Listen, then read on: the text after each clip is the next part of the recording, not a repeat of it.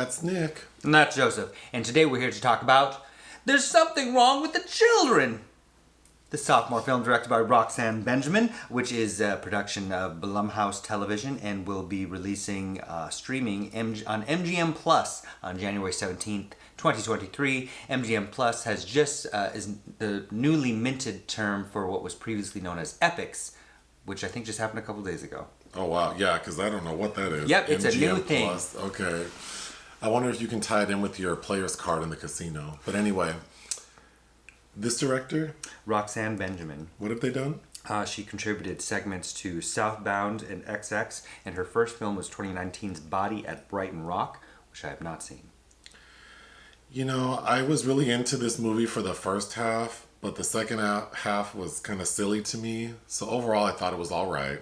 Yeah, I think there's the writing is pretty decent from TJ Cimfel and David White, who wrote the film Intruders, for the basically two couples, one who has children and one does not. And but once we get past a point of no return, it becomes very generic. The story is there are two couples who go on like a weekend trip to a cabin in the woods. So there's Ellie and Thomas. Mm-hmm. They have two children, a boy and a girl who are maybe like, I don't know, like 8 and 10. And then the other couple is Ben and Marguerite. They don't have children. Margaret. So right away, they all go on a hike and they come upon this like abandoned series of like structures, almost like maybe like a power plant or something. It looks like a huge brownstone factory kind of. It looks like something you should leave the hell alone. And these dummies are like, let's go in and investigate. So they do. They come across like a pit, a hellhole, and the two children are drawn to it. So they walk up to the edge of this like precipice and they're like pointing down like something's trying to get their attention. They're acting all weird. Speaking in Spanish. So they all go back to their campsite or whatever, and the couples are talking, and it's made clear that Ellie and Ben and Margaret don't want children. But as Margaret and Ellie are talking, it's sort of like we understand that maybe Margaret does want children, so they have the bright idea to let the kids stay with Ben and Margaret for the night. And they do. But that's also precipitated by something else. Which is what? Ellie confides in Margaret. Oh, well, that's okay. Well, that's important to kind of the mechanics of that happening, but they spend the night. When Ben and Margaret wake up, the kids are missing. So Ben thinks, oh, let me go back down to that pit. Maybe the kids are there, but don't tell anyone, to Margaret. He sees the kids there, and he, with his own eyes, witnesses the kids jump into the pit. And then he says later he saw their like mangled bodies at the bottom. So of course he's in shock, goes back to the campsite, and who does he see? These two little kids running out of their parents' cabin laughing and playing. So he decides not to say anything, but he is obviously shook. So that's like the halfway point. And then after that, we find out that those kids are like, because they're like chittering like bugs. And then we come to find out that maybe they're like infected by this like insect demon. They look like big like crickets. They're bug demons. But we don't see them. We just see the shadows of these bugs. It's the natural supernatural. Yeah, which was a little strange. But they're picking on Ben. They tell Margaret, like, they're going to kill their parents too, so don't worry, we're going to get all of you. They do end up killing, well, of course the police... I got ahead of myself. Ben is sort of, like, getting frustrated with the kids, like, telling their parents, like, don't you see your kids are weird? They won't leave me alone. The parents get offended. Then at a point, Ben gets into like a physical altercation with the little boy and kind of strikes him with the fire poker, but not in like a lethal manner. But the kid dies, but it's pretending. So of course that erupts into like panic. The police are called. The police show up, which is just a park ranger, many hours after they were called. And we could talk about this lady, but she ends up getting done up. We see that the dad of the kids gets killed, so we think. So Margaret's trying to get away.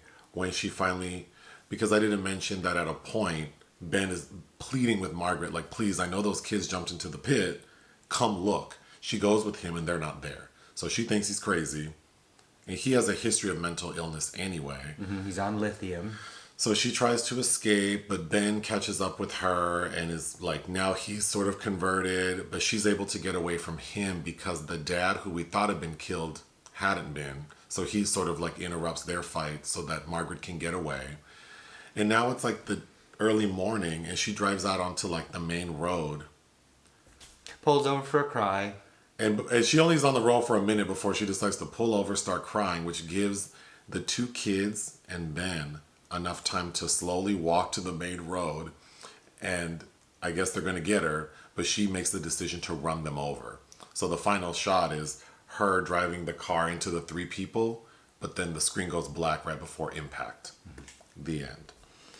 The important plot point I glossed over was Ellie confides in Margaret that she, Ellie, and her husband, Tom, had a foursome.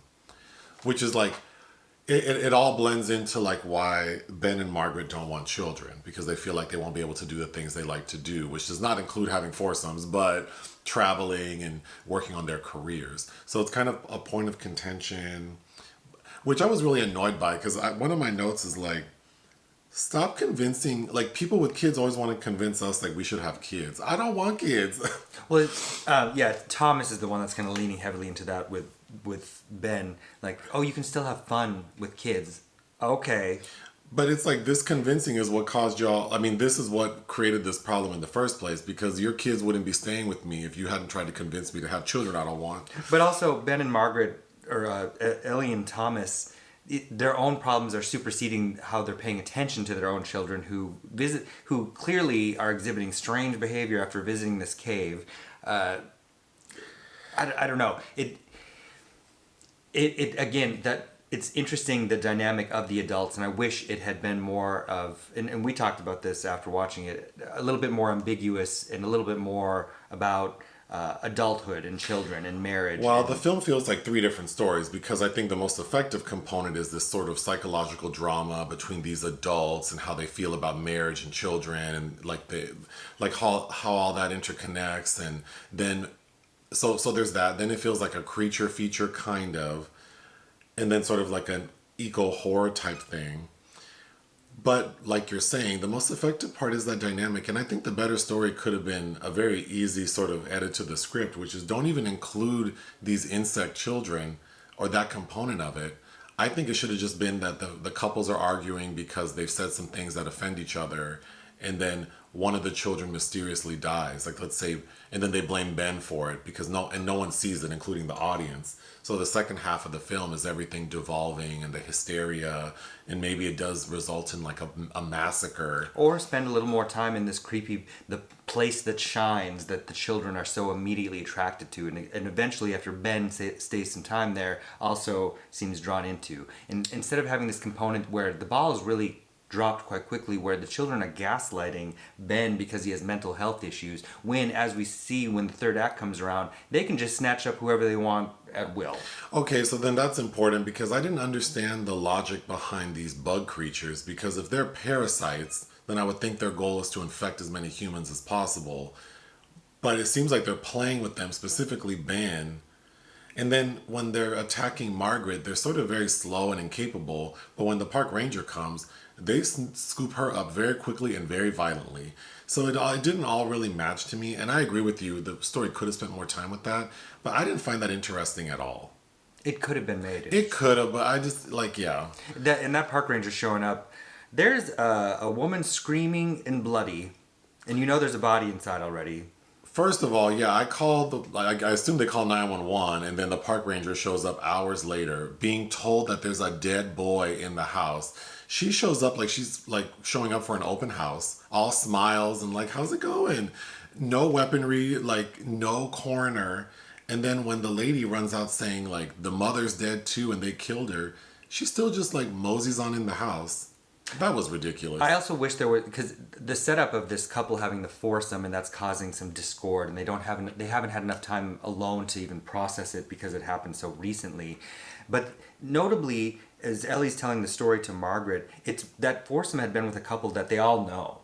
So there's kind of this Oh, that's enmeshed right. Yeah. incestuousness about these friendships as well. And I kind of wanted a little more sexual tension between both the couples. As in, we're told that Thomas really wasn't into this foursome that his wife had, but she liked it, and she told him she faked an orgasm when in fact she hadn't. And maybe if Thomas maybe had more of an attraction to Margaret, and they were trying to also have this maybe Bob and Carol and Ted and Alice moment, I think would have heightened the tension and complexity of this relationship as well.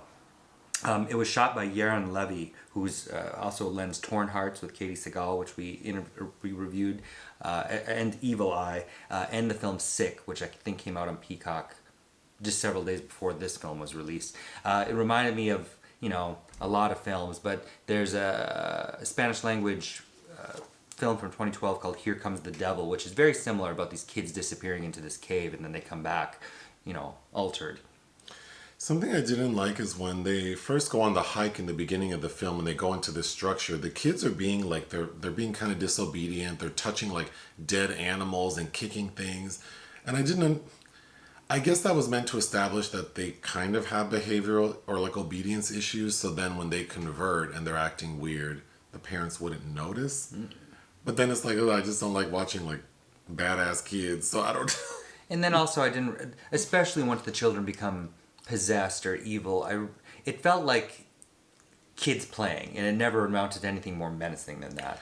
And I didn't, kids acting is always a little tough for me, and these kids didn't win me over in their acting or in the characterizations. No, and then I totally forgot about until you brought it up right before this about the pansies that Lucy has that kind of signify her character. And, yeah, the girl child.